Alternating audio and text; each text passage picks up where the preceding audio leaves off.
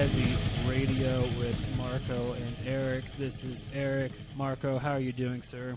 Doing great. I'm on that hard salsa. Hard seltzer or salsa? Can't understand. Salsa. It's the AM, so Seltzer. we'll say salsa because it's the AM. Salsa. But it's hard Okay. seltzer.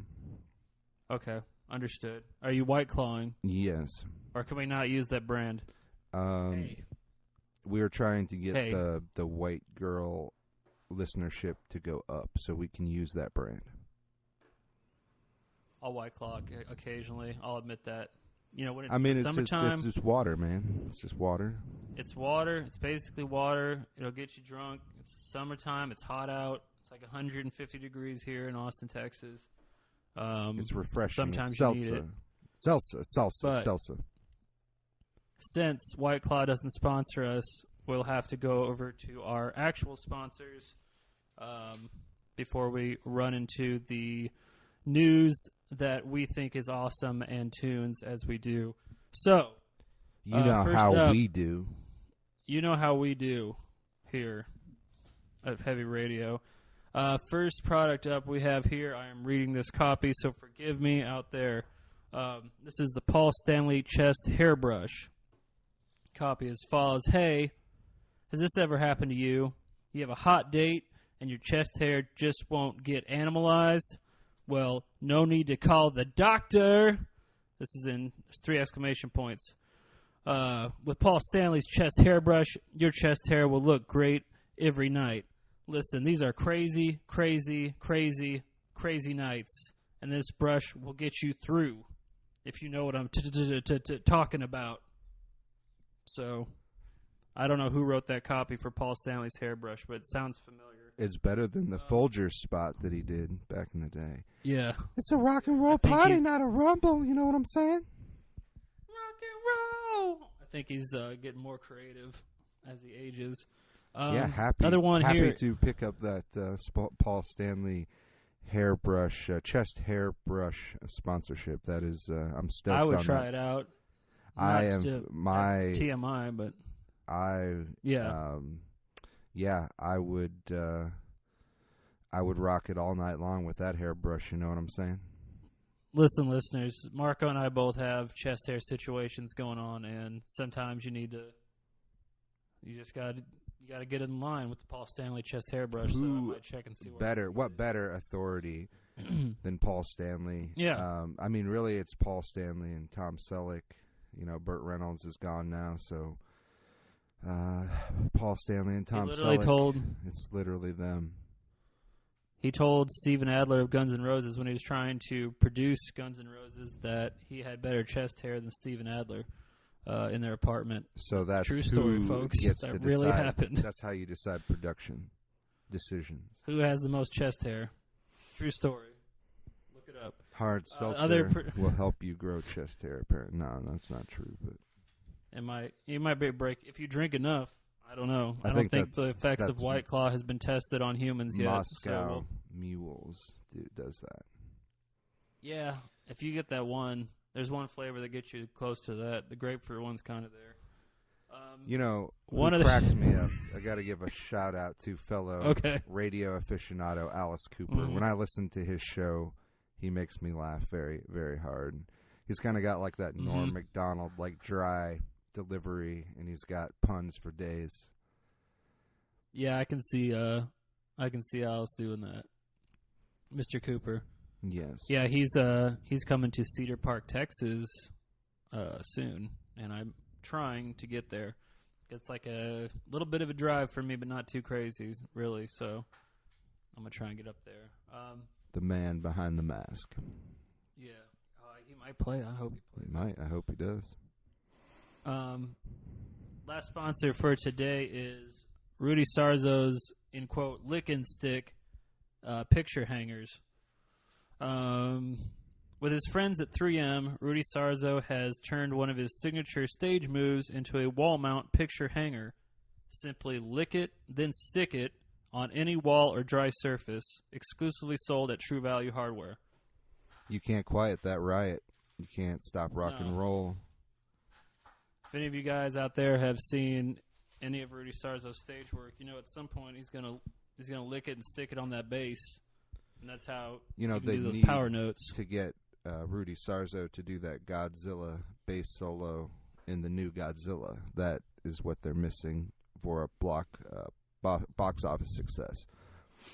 Yeah, Godzilla and Rudy Sarzo is the combo you didn't know you needed. Lick it and stick it. That's how you did. Just Lick and stick. You know, That's if with you an need N. that shit to hang for days, Rudy Sarzo is your guy. Mm-hmm. This is your fucking It's guy. dry surfaces only, flat surfaces. Cool. Well, now that that's out of the way, so we can pay for these episodes, we can jump over to the news. Boom. News. I got a grip here. Might as well go ahead and kick it off. First one I have here Break is it off. Let's break it off with Metallica. Spread it on. They are releasing a Fire ABC it up. book that basically Come is get telling some. their life. You won't break me. He did. The Duke Nukem got me. Basically, this is like a kid's book. my news story. He busted up my ride. So cracks knuckles. Basically, it's their story of the band, but it's kind of through like it's told like a kid's book, and it rhymes. It's got like kids book art and stuff, and all the proceeds are going to They're All Within My Hands charity that fights hunger. So that's kind of a cool, fun thing Metallica's doing. Those dudes are always doing something, man. So I had to give a shout out, especially because it's for a good cause. There is something to be said there. To be like the world's biggest independent band, basically, since they bought their masters and now they have their basically I would call them the world's biggest independent band, and that they put so much into charity. They have like a charity day every year you can sign up for. I got to appreciate that. Plus giving back through like festivals where Kirk Hammett has his Fear Fest dedicated to underground bands and horror. Mm-hmm. Can't really get mad at that. Big ups True to those cats on those levels. I have some big news for people in my region. The Quad Cities. Slayer is coming to the Tax Slayer Center. It was a match made in hell. It was meant to be. Slayer is coming to the Tax Slayer Center. Slay some taxes with Tom Araya here. They'll be playing the Tax Slayer Center in the Quad Cities on the final leg of their final tour ever, Thursday, November 14th. And it's not only Slayer, but also Ministry, Philip H. Anselmo, doing a Pantera tribute set, and they're bringing along Primus. So, good Lord, do some naked backflips in the pit. There will be a pit. Tickets go on sale. By the time we have this show up, you'll be able to get tickets, and there will be a pit to do naked backflips into. It's going to be Extreme, not the band. Extreme. That is going to be a night of begrizzled vocals. Yeah, I mean, this maybe you couldn't have a more epic concert announcement than this. Not only that, but if you are able to get to England, or you are in England, Ross the Boss and KK Downing are joining forces to play the August 11th Bloodstock 2019 in England. So Ross the Boss and KK Downing, two of the more epic guitar players from the history of guitar as an instrument, joining forces on English ground to play on 11 and knock away your sad wings of destiny, and just really can't get more metal than that. Yeah, no, I'm excited. I'm curious to see. I wonder if KK assembled his own band, or if he's using his band. No, as I understand, they are Ross the Boss's band featuring KK. Hotline. Going to do some Priest and some Man of War, and probably a few surprises. The hotline is calling in. Hotline it. The hotline's ringing. That's rad. I'm excited to see that KK's out and playing and stuff. So he must be in good spirits. So that's good to hear. Rock and from rolls. one of my favorite bands ever. Awesome, hell yeah! I looked at that lineup, the Bloodstock lineup, and it looks serious as shit. So if you can get over there, I saw Anthrax was on it. So yeah, plus Primus and Slayer. I mean, bands. I like that their Beavis and Butthead show. Mm-hmm. Yeah, that'll be intense. I watched like a recent interview with the dudes from Slayer, and it was grizzled. Those are some grizzled vocals, and I feel like Tom has just gotten more intense and metal, so it's pretty rad. I have a couple of quick news stories here. Ghost has released the third single from the prequel record from last year. So this one is their third single from the record to go to the top 10. The last two went straight to number 1. So they released a lyric video for it to go with that with that release. So that's pretty rad. And then they also are soon to be kicking off their fall North American tour. I was bummed they don't come to Texas on that tour, but I'm sure I will be able to see them in the near future, as I don't think Ghost is going anywhere. So that was cool to see. Speaking of tours, recent interview, Corey Taylor was talking about the stage show, and he's saying that he thinks it's the most extravagant that they've had in their whole career. Just last month, they performed their first full concert in, I think it's 2.5 years. I read over on blabbermouth.net. So that's pretty exciting. So is Corey going on tour with Ghost? Or is no, separate these are tours? just separate tours. Okay, I wasn't sure if he was using the I square hammer to swear before the devil quite yet. Funny enough, right now there's a banner ad next to this article that's about the Slayer and Primus and Ministry show. So Tax Slayer, full circle. So yeah, so he said there's a bunch of fire and insanity. So will there be dragons coming out of the PA? Let me look. He said, quote, "There is a lot of fire. It's going to be very interactive. There's multimedia. There's video. There's fire. There's explosions." I will be upset if I don't see dragons. Well, he said multimedia, so I'm sure he can do some hologram dragons. So I don't know. Cross the Rainbow Bridge. You got your work your connections. See if they can put some dragons. When you cross, I saw the Rainbow hologram Bridge. dragon. Yeah, Dio did it in '86, so I don't know what Slipknot's doing over here. He literally just slayed messing a around with dragon holograms on stage at the Forum. I was there. No, I wasn't, but I wish I was. The you guitar can imagine what it would be plugged like into if the you wall. were there. Yeah, that's just imagining it while seeing it, putting my shoes in there into the past shoes. I felt the Sacred Heart. So yeah, if Dio could do it in '86, the main point of this article is that Slipknot should be able to do it in 2019. Hologram dragons. Sweet. Let's see. I have one other fun news story. Did you have another one? Yeah, go ahead with that. Marco? I'll close it. I'll close out the news so we can get on to the heavy radio. The jams. Cool. Jams.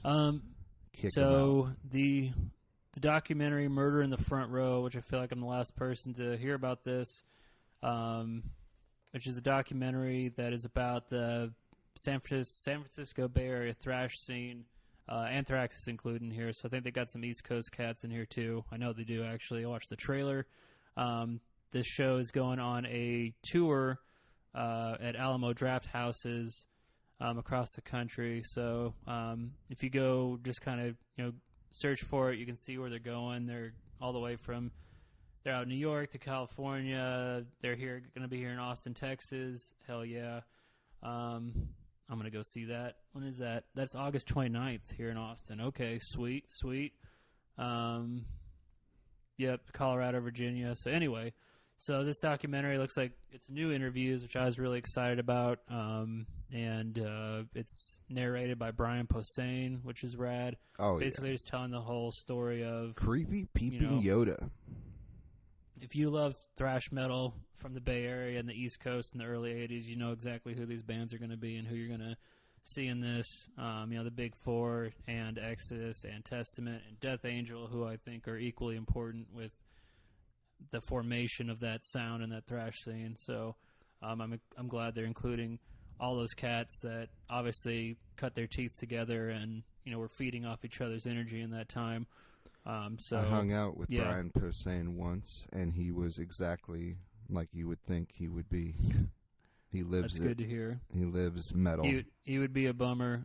It would be a bummer if he wasn't, especially him. He lives and breathes the metal life. He was great on the Sarah Silverman program, too. Yes. Just going to throw that out there. And my last bit of news here, Sebastian Bach has taken to the internets to say that he could do a better job as president of the United States of America. And, I got to thinking about this. One thing is for certain, first decree, legalize marijuana, what would happen.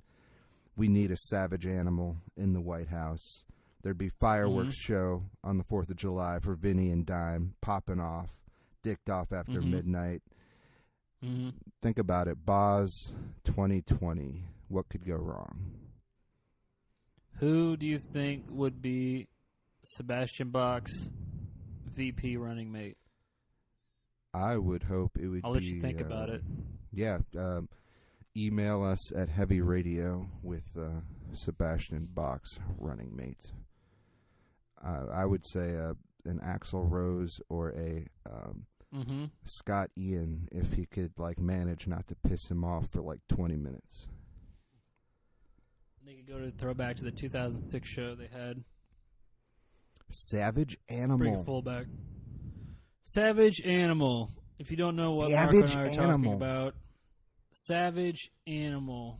I was talking to Soulless Existence. I was talking to my girlfriend, and she knows Sebastian Bach as that guy from the Gilmore Girls, and that is the age gap apparently. I'm like, you never heard "I Remember You"? These were hits, and she was sometimes you get the frozen vocal I was cords, not man. born yet, so yeah, she knows him as the Gilmore Girls dude. Yep. I have those situations. I often tell my girlfriend about random things that she doesn't know about, and that makes it more fun because then you get to revisit it. I appreciate you sending me that Sebastian Bach Gilmore Girls clip this morning. So the Stranger Things is showing the kids some heavy metal that they weren't ready for, I think. Yep. I definitely saw a Kill 'Em All poster in the new season. A Tank poster. Tank. Spoiler alert. There's a Tank poster. Yeah, in case you Watch out. Need a spoiler Tank fans alert out there. Watch out, Tank fans. We just ruined the whole show. That is central to the plot. Trigger warning. Tank poster. Is central to the plot of Stranger Things. Yep. The band Tank. Yes. Very important to the plot of Season 3. I mean, I think they are. I won't argue against it. So let's get on with the hot fire. Let's get it on. Let's get ready to rumble. Rumble. He'll sue us. Oh, yeah. Don't want to get sued by that guy. You know who we're talking about. Well, Marco, this was your brainchild, so I'll have you explain to the listeners what the theme was for yes, our we classic have tracks. a theme show for you as a treat. Actually, now it's just because we wanted to. But the theme is bands doing tribute to other bands by playing their song. And, kick it off with who you got. Sure. My first one is Anthrax, Parasite, Kiss cover that was on their Attack of the Killer Bees record, and I didn't even know that was a Kiss song back in the day when I was first starting out listening to metal, and yeah, that cover kicks ass. The song kicks ass on it to begin with, but then when Anthrax covers it, it kicks a lot more ass or equal and different ass kicking Anthrax abilities, and the intro is some funny. Great Kiss covers. They also have a badass one of She Yeah, and Parasite. Those are two awesome. of my favorite Kiss jams, and Anthrax knocks them out of the park for my money. Yeah, and I was listening to Cadillac Rockbox this week, and I was like, oh, it's definitely got a Kiss-ish groove, a power groove. The power groove, you know what I'm saying? Yep. Hell yeah. So that's my first one. It's like Far Beyond Driven. Far Beyond. My first one is Wasp. It's a long way to the top if you want to rock and roll. So not only nice. If someone was to capture the spirit of Bon Scott, it's going to be a guy that's been blind in Texas that wears a saw blade as a codpiece. So Blackie Lawless, I think, probably does one of the best existing tributes to Bon Scott, at least maybe until Axl Rose did a bang-up job on some Bon Scott numbers. Yep, he did. Wasp, it's a long way to the top if you want to rock and roll. Motorhead actually has a badass cover of the same song, but for my taste, this one just kind of edged it out a little bit. But Motorhead's is also nasty and worth a spin as well. Hell yeah. Next up, I have this is Blind Guardian with Mr. Sandman. I remember you showing this to me a long time ago, and I just thought it was a really kick-ass cover. It's still great. I think it's cool how they start out with just a pretty genuine, earnest cover of Mr. Sandman, and then it slowly turns into full-on Blind Guardian mode, as you know what that is if you're a Blind Guardian fan. So, I didn't... Video's good. I didn't catch that this was going to be one of your picks, but I'll give it a 1-2 punch because I also chose Blind Guardian, so we can agree that they are great at covers. So I chose Blind Guardian, Spread Your Wings, doing the Queen song. To me, Queen is not an easy band to play one of their songs because they fire on all cylinders. You got John Deacon and Roger Taylor, John Deacon for sure. Brian May. And you got Roger Taylor. You can't play those riffs unless you're an astrophysicist, unless you're a scientist yourself, like Brian May. And you use an English... And you built your own guitar using, household accessories. Household appliances and accessories, and you play it with an English dime or yes, penny, and instead of a pick, you use some old coin. And then you might get close to doing... And we haven't even got started on Freddie Mercury. Yeah.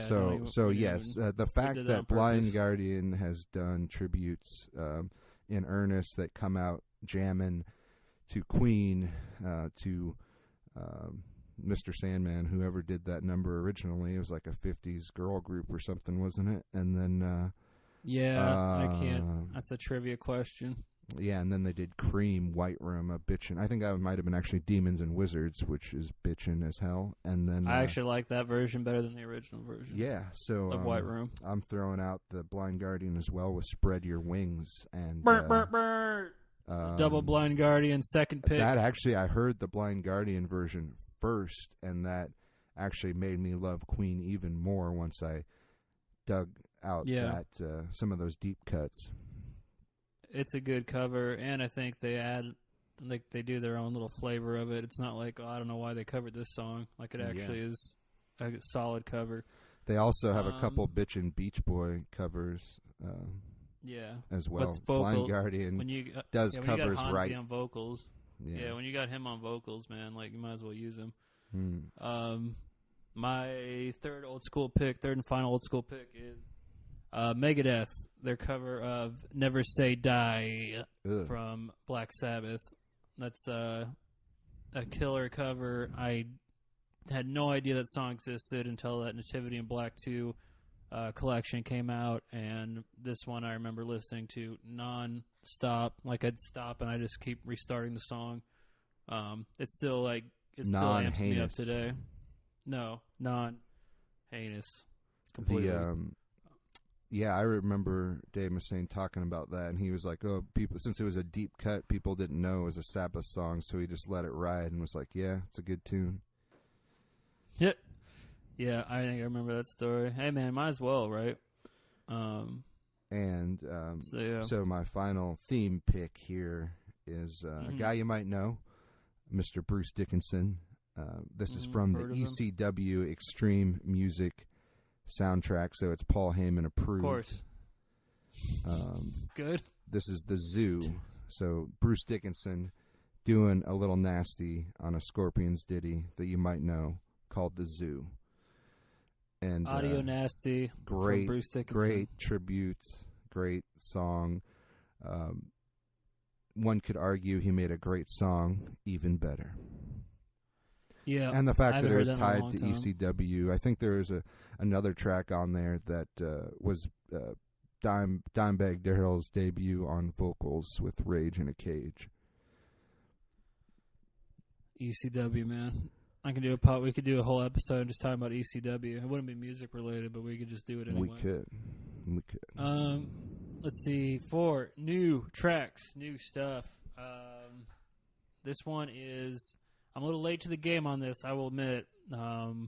But Burning Witches, Hexenhammer. I just heard about these ladies recently. They kick ass, legit. Trying to place exactly what bands they remind me of. Like it's straight up old school, but it's almost like in the power realm. Like almost over maybe in the old Halloween realm, but yeah, really kick ass stuff. They just changed their singer. I saw but she's doing great too. So yeah, Burning Witches, Hexenhammer. My first new track is Bewitcher with Hexenkrieg. These guys are not to be fucked with. They're on tour now with Holy Grail. They're from Portland. Their influences are such as the 78 to 84 new wave of British heavy metal, featuring, such historical greats as the 78, 84 new wave of British heavy metal and the Occult. So can't go wrong with those influences. And then this is Hexenkrieg from their latest album, Under the Witching Cross. So if you, like pretty much anything from that period, I think this is worth checking out. And also the duo with Holy Grail. I mean, that's going to be a good night anywhere in the world, anywhere in the universe. So check that out.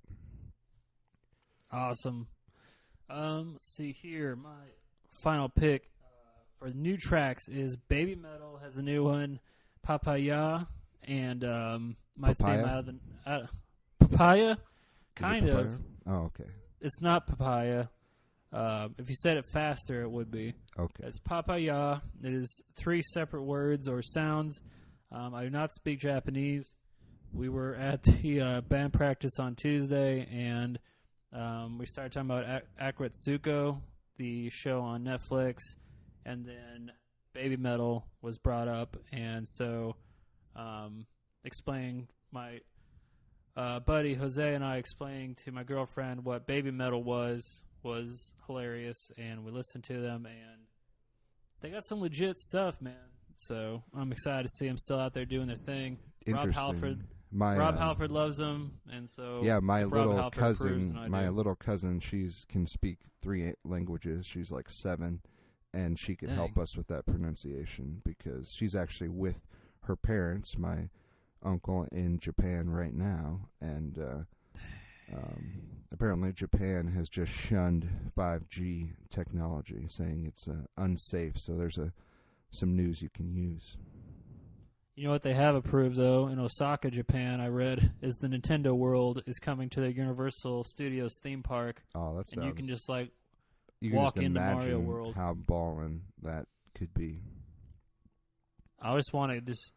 have out of one control. Of their crazy drinks, like some crazy Nintendo-themed food, and just be in Mario World. See how Tron's living in Mushroom Kingdom. I'd go. When I went to Universal Studios in here, I saw I went into Moe's Tavern in Simpsons World, and I had a beer in Moe's Tavern, and it looked like Moe's Tavern. Yeah, they didn't have a flaming... Well, I think it was I forget if they had it on the menu, but I definitely drank a real beer at Moe's Tavern. And I felt like I had hit my head.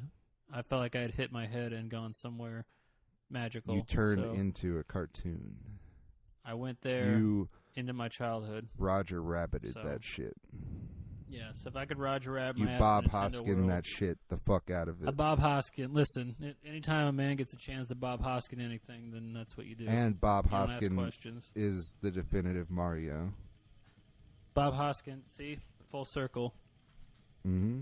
We did not plan that, ladies and gentlemen. That's how you get from Nintendo to Roger Rabbit back to Bob Hoskin. It didn't have Nintendo. critical success, but I really like that Nope. movie. I mean, Dennis Nope. Hopper as Koopa. Mm-mm. Could there be a better Koopa? I don't think so. I can't join you on this island, sir. John Leguizamo and Bob Hoskins. Nope. That's fine. I respect you. No, stand your ground. I respect you for standing on your No, ground. I'm not but I just backing can't- down. No, don't back down. I just can't join you. Mario Brothers Plumbing. Mary Brothers Plumbing Company Corporation. They had Bob a van. Hoskins. John Leguizamo would play a I real Game challenge Boy in you between to sets. find a better Mario than Bob Hoskins. Like, can it be done? We'll see. I'll think. I was going to think, but it's going to take too much time. Okay. Well, we'll get to the last track here so that people can go Yes. to their We went on other a Bob podcasts Hoskins. and their video games. Always getting on that Bob Hoskins tangents. My last track is Riot City, In the Dark, and this is a major rager. Riot City is from Alberta, Canada, and this is In the Dark with Burn the Night from their new album. Burn the Night is their new album, available now. This is Riot City, In the Dark. So crank it, and crank it as many times as you need to get to the next episode of Heavy Radio. That's what they say. It's the old adage. I think that is everything, my friend. Listeners, we hope you had fun. Keep popping off Pretty those chunky episode. Son of Satan fireworks for Vinny and Dime. Yep, set those off. Get yourself a White Claw. We're still in the summer mood. Get your So get pull some White Claw. Blow some shit up. Yeah, if you got to elevate. rigged up to blow up. I drank X amount of Crown Royals last week, and there's a reason people like that drink. It's good.